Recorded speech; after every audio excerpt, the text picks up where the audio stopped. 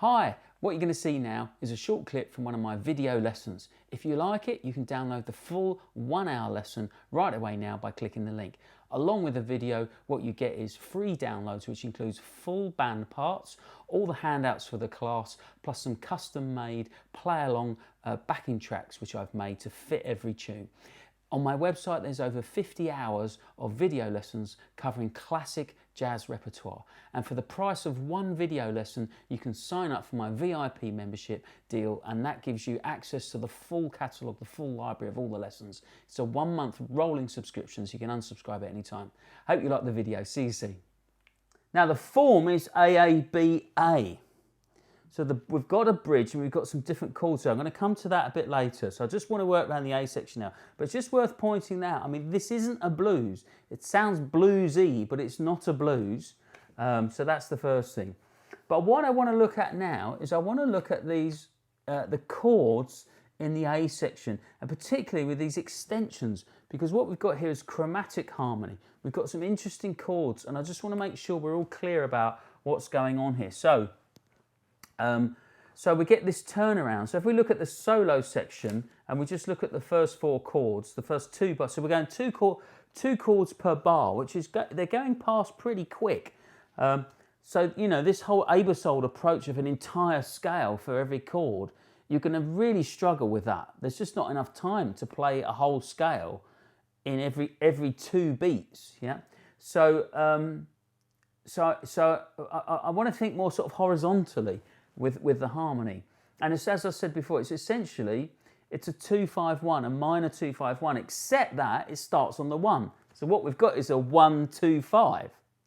Does that make sense? Are we all clear on that? It's a 1-2-5. We're used to 2-5-1, but it's a 1-2-5. The second chord, so we start on the F minor 7, and then we get F minor 7 over A flat. Well, that's just an inversion. That's just to give the bass player something to do, okay? So for you blowing over the top, that's fine. Then we get this 2 chord, but it's got a major 3rd, yeah? And a flat 9. So essentially, we're really adding some spice and flavour to this. That's what they're doing. And that's what the extensions do. And then we get to the 5 chord. Instead of a regular 5 chord, we've got an augmented sharp 5 and a flat 9. Yeah. So these extensions, what they're doing is they're not changing the function of the chord. The chord is functioning in the same way. They're just adding some flavour, some very strong flavours in there. Yeah. Does that make sense? Yeah. So flat 9s and sharp. So the chord. So just to clarify as well, when you get a chord symbol with a plus, okay, sometimes. So the problem with jazz, one of the big problems when you're learning jazz, is that the chord symbols, the way we write them, is very inconsistent. It's completely inconsistent. So you know, the same chord can be written many different ways, and that can be something that really confuses a lot of people. So if we look at that the 4th chord in the solo sequence, it says, I've got C plus 7 flat 9. Okay, so the plus tells me it's got a sharp 5. So the plus symbol means an augmented 5th. It's an augmented chord. So if we play a major chord and then sharpen the 5, yeah, we get that's an augmented 5th, and the symbol for that is a plus. Now, the other symbol, it might say sharp 5 as well. It might also say that. That's the same thing. And this is what confuses people, yeah? The 7 refers to the flat 7, which is telling me it's some kind of dominant chord. Yeah, so it's a C plus 7. Doesn't mean a C and then add a 7. It means C sharp 5, flat 7. Okay? So C plus 7 is C sharp 5, flat 7. And then we've got in the brackets flat 9 as well. Okay? So that's adding another extension. So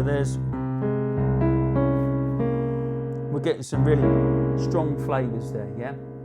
And because it doesn't say minor, then it's major, which means a major 3rd. So I've got a major 3rd, a sharp 5, a flat 7 and a flat 9, all on that chord. What does that do though? It's just, it's still functioning as a C7. It's still functioning as a 5 chord, yeah? Yeah? But what it's giving it is it's giving it a lot more flavour. So you've got this fantastic. Sorry.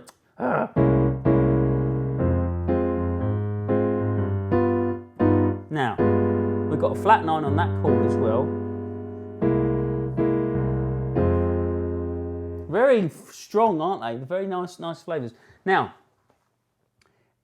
what's great about the blues scale, of course, is that you can just blow over all that. You don't need to. This is the point. This is just a turnaround, and it's just telling us F minor. You can blow any F minor you like over that, because these chords are passing by. They're giving the rhythm section, the backing has got this lovely, rich, strong flavour with these added extensions.